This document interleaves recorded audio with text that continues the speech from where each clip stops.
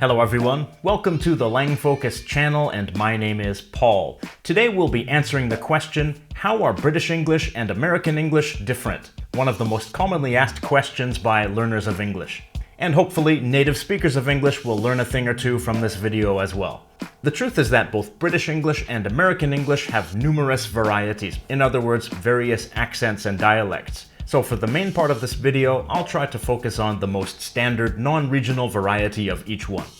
Disclaimer, I'm not American, I'm actually Canadian, but I'm confident that we will someday be Americans after the invasion. Standard Canadian English is very close to general American English, so I will say the American English samples myself unless there's some specific need to distinguish between American and Canadian pronunciation. There are several ways in which British English and American English are different. Vocabulary, accent, spelling, and grammar. Vocabulary. Let me just throw a bunch of examples at you. In the US, people generally say garbage or trash, while in the UK, they generally say rubbish, both literally and figuratively. The game was rubbish.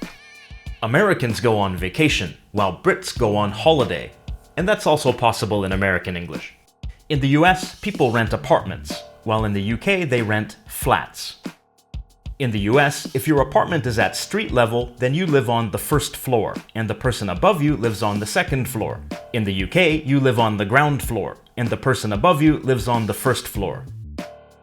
If that person above you is unable or just too lazy to take the stairs, in the US, they'd take the elevator. In the UK, they'd take the lift. When you're bored at home, in the US, you might turn on the TV, while in the UK, you would turn on the telly.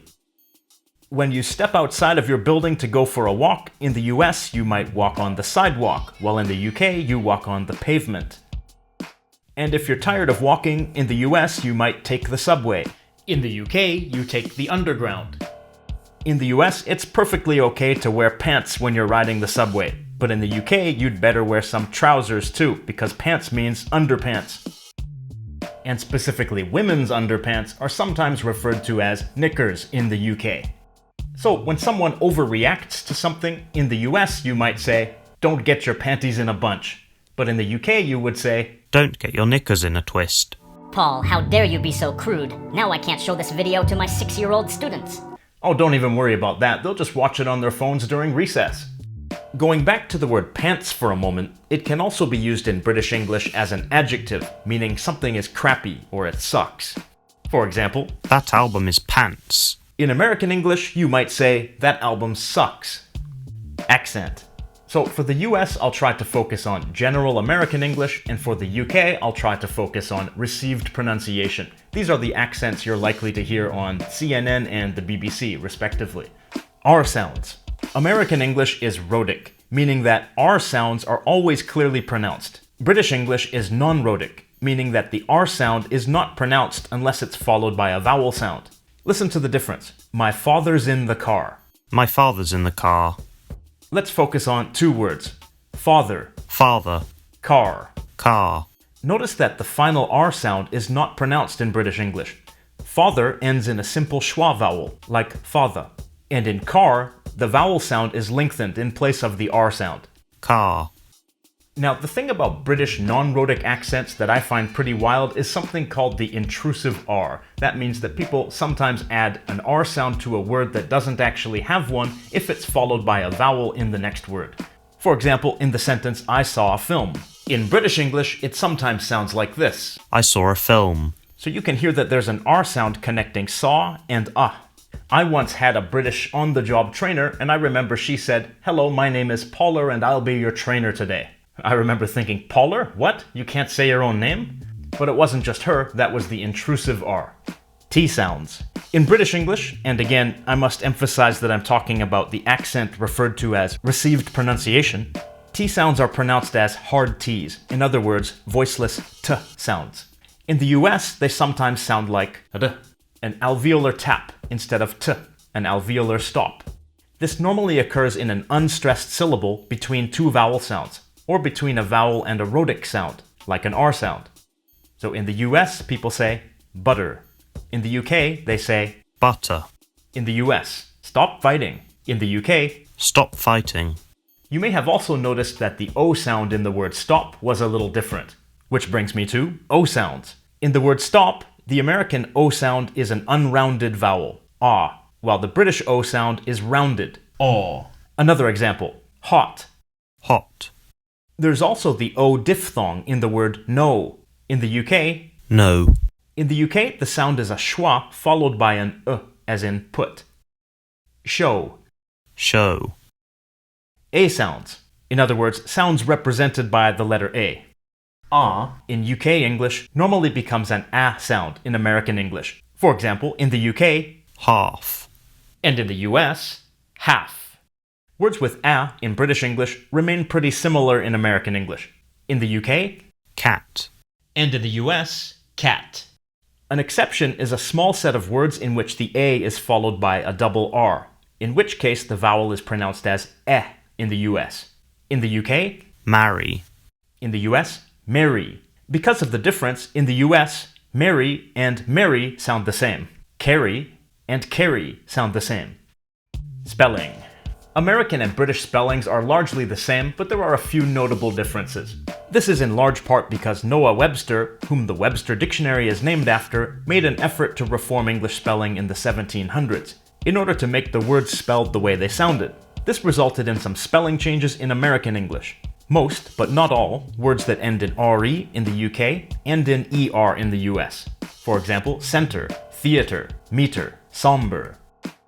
Some words that end in NCE in the UK are spelled with NSE in the US.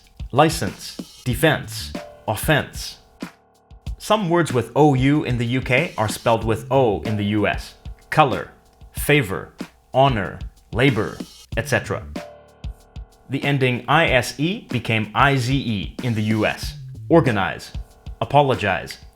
A similar change also occurs in other contexts where the S is voiced. In other words, it makes a Z sound. Analyze, cozy. There are verbs ending with L that take a doubled L in British English when a suffix is added. In American English, there's no double L. Traveled, cancelled, marvelous. If you're wondering how the last one fits in with the others, remember that marvel is a verb, and then an adjectival suffix is added to it.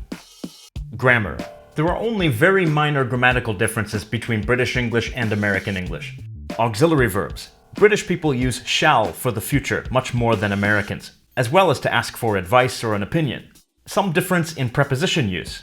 In the US, people say on the weekend, but in the UK, they say at the weekend. And in the US, people say different from or different than, but in the UK, they say different from or different to. There are some different past tense forms. For example, in American English, the past tense of the word learn is learned, while in British English, it's more common to say learnt. Actually, both forms are used in either country, but there is more of a tendency towards one form. This is true for other words like dreamed versus dreamt, burned versus burnt, leaned versus leant, etc.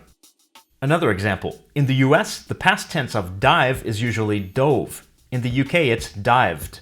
Maybe the American form developed by analogy with drive and drove. Anyways, differences like these are not consistent, but you'll notice some different past tense forms here and there. Past participles. Sometimes past participles have a different form. The most well-known example is for the verb get. In the US, there's get, got, gotten. But in the UK, it's get, got, got. Both forms, got and gotten, have existed since the Middle English period, but gotten has fallen out of use in the UK. Got can be used in American English in the form have got, but with the meaning of have, not have received or have become. I haven't gotten the eviction notice yet. I haven't got the eviction notice yet. Alright, let's check a couple more sentences and see what we encounter. In the US, I think we need a lawyer. In the UK, I reckon we need a solicitor. you'll notice that a couple of words here are different. British people often use the word reckon, which means think or suppose. Americans know this word, but rarely use it. And while Americans would typically refer to a professional legal consultant as a lawyer, in the UK they often say solicitor, which is a type of lawyer that does consultation. The type of lawyer who represents you in court in the UK is usually a barrister, while in the US they're usually referred to as attorneys. Another sentence. In the US, I'm going for a beer with my friends. In the UK, I'm going for a pint with my mates. Notice that British people often say pint, where Americans would say beer. Brits also say beer as a countable noun like this, but pint is frequently used. And notice that Brits often say mate, where Americans would say friend. The differences between British English and American English might seem surprising or amusing, but remember, in this video I'm zooming in on the differences and focusing on them. For the most part, they're actually the same. There are some minor differences in vocabulary, in pronunciation, in grammar, and in spelling, but any native speaker with a little bit of exposure to the other will quickly adapt to these differences and be able to understand the other variety without any problem.